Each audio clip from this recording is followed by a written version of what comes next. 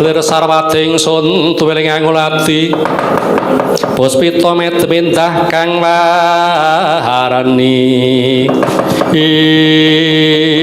ing krawau wujuding pendhita Kyai Sidik Permana namaaken pusaka Kyai kenging mustakane Kyai Semar pejah sanalika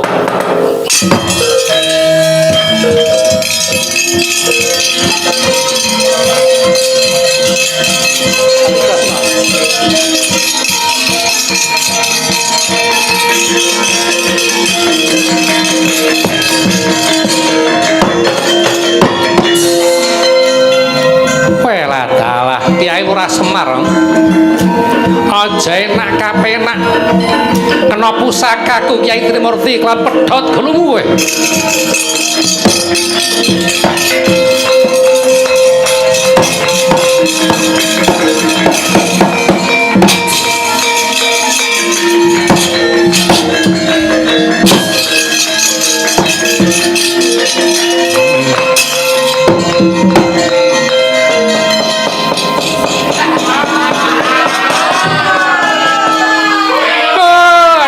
lah kok terus ngletak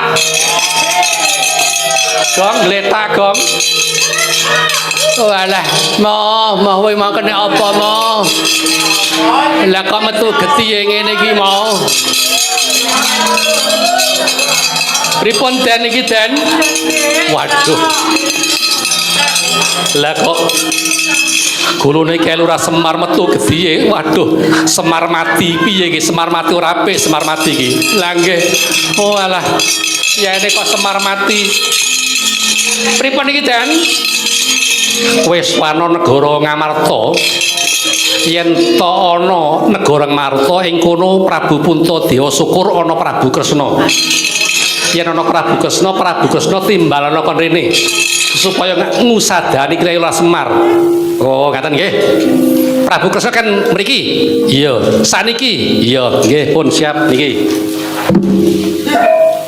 Wong edan rumah samu wayang kok dijupuk maclemut. Alah, wong mriki kok sepiro adohe lho timbange mbrawut. Lalu wong mut ngoten mawon. Aduh mriki kok cepet-cepet niki. Ana panuman menika sinuwun Kyai Lurah Semar pejah menika kados pundi? Lah dalah. Monggo dipun tamani Kembang Wijaya Kusuma kemawon sinuwun. Kembang Wijaya Kusuma lamun diparingake titah mesti urip yen to titah ki mau sak njabane pesten. Nanging yen to Semar ora bisa urip mergo Semar mau dewa ngejo wantah. Alah padine kon bayar ngono ta. Iya gelem tapi kudu bayar sakmene ngono. Nggih pun bayar mboten pon apa sing penting Semar urip. Nek ora percaya coba tak ungkulane Kembang Wijaya Kusuma.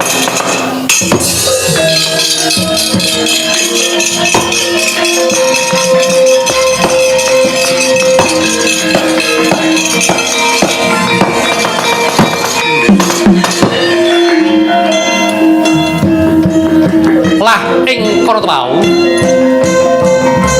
Prabu Sri Bathara Kresna ngungkuli Kyai Lurah Semar kan Kembang Wijaya Kusuma kaewolaning jagat Kembang Wijaya Kusuma manunggal karena Kyai Lurah Semar dadi kobong wandane Kyai Lurah Semar.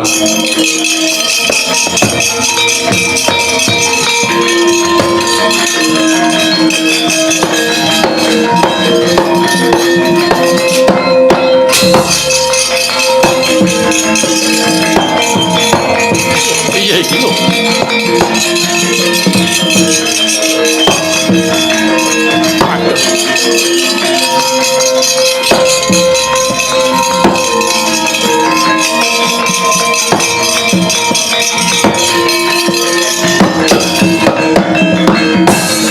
Duh kula putraning sun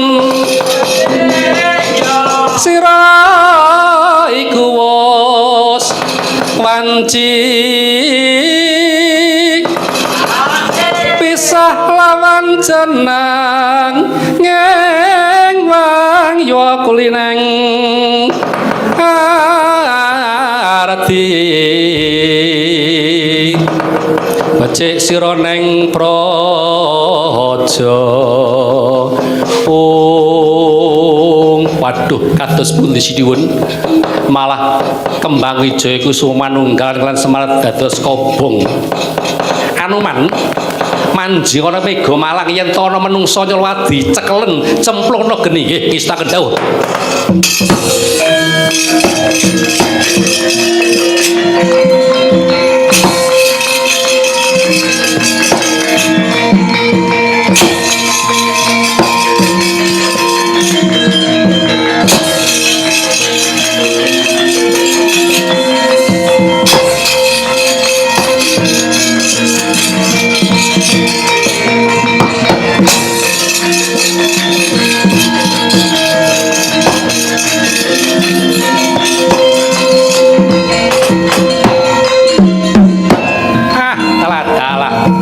pusakaku wis nyenyep kalawan anggane kira Semar lakon mati ana endi dununge wandaning Semar lakon tanggut tumbal ana ing negara Ngastina kepal menungsa pratata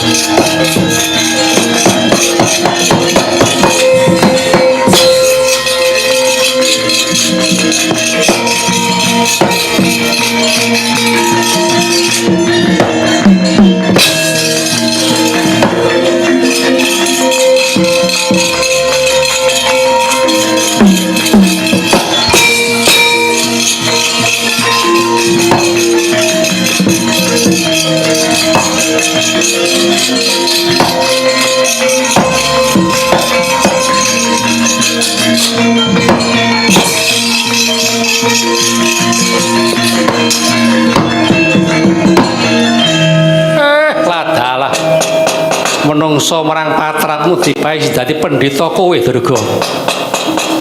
Iya Kaki. Aja dadi kurang pamengkumu Kakang Semar. Aku mau bakal ngawat-awati sapa kang bisa nampa wahyu katentreman.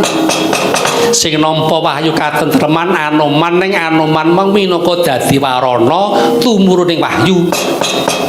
Mengkone bakal tumiba ana satriya kang sadu budi yaiku mau para Pandhawa. Ya yen pancen ngono aku wis nrimo Kakang. Yen kowe nrimo kowe kudu bali saka kene. Ya aku bakal bali. Yen kowe bali aja mung kowe sing bali. Kabeh ama, kabeh penyakit, kabeh balak kudu kok go bali. Aja ganggu gawe kalau kabeh brayat pamu ana ing kene.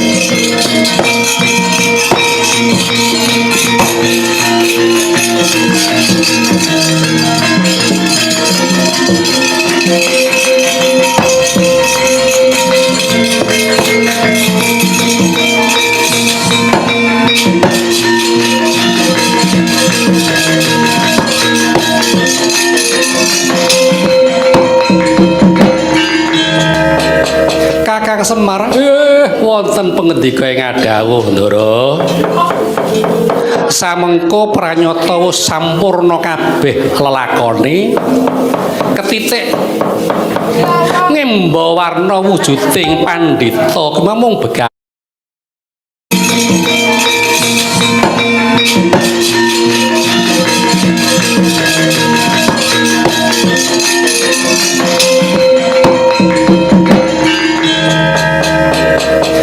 Kakang Semar wonten pangendika ingkang dawuh Ndara samengko pranyata wis sampurna kabeh lelakone ketitik ngemba warna wujuding pandhita kemamung begawan Betari Durga kang nyaruwus inggih menika pancen cobanipun tiyang kang badhe antuk wahyu menika nggih kata menika Anoman wonten pendika ingkang dawuh sira minangka dadi warana tumuruning wahyu katentreman eka bawana sakarepmu kepiye kula minangka dados warana wahyu katentreman ing mangke badhe kula aturaken dumateng para kadang-kadang Pandhawa Yai Prabu Paduka antuk wujuding kanugrahan katentreman wahyu ya Anoman yen mengkono aku mengaturake tarima kasih marang jeneng sira Kakang Semar wonten pangendika ingkang dawuh jeneng sira kalis ing rubeda saka pakartine Durga kang mau nyaruwus bakal nyidra marang Yuswamba nggih kanthi tumuruning wahyu katentreman menika kala mugi-mugi saged handayani hayom hayem tentremipun para kadang-kadang Purwawayu Mardi Utama satemah jaya jaya wijayanti kalis ing rubeda nir ing sambe kala Ndara